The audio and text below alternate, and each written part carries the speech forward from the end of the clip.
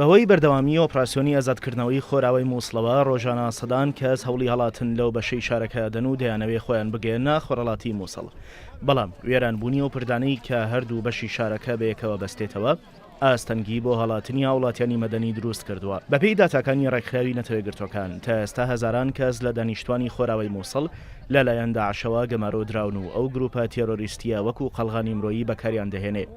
نەتەوەیەکگرتوەکان ئەماژەی بە ئەوش کردووە کە تەنها لە خۆرئاوای مووسڵەوە 490,000 کەس ئاوارە بوون.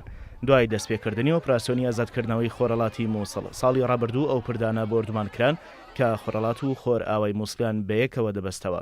بۆ هۆیشەوە ئاوارەکانی خۆراوای مووسڵ ناچارن بە بەلەم لە ڕووبەری دیجلە بپارنەوە.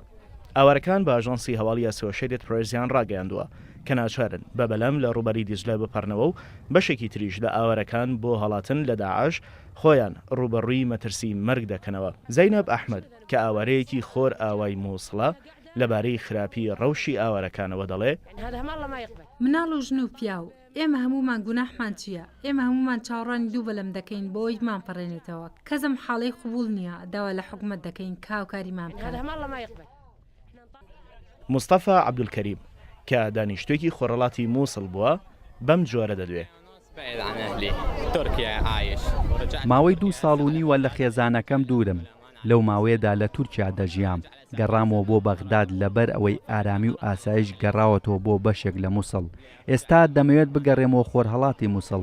چاوەڕوانین لە ڕووبارەکە بپەڕینەوە بۆ خۆرهەڵاتی مووسڵ.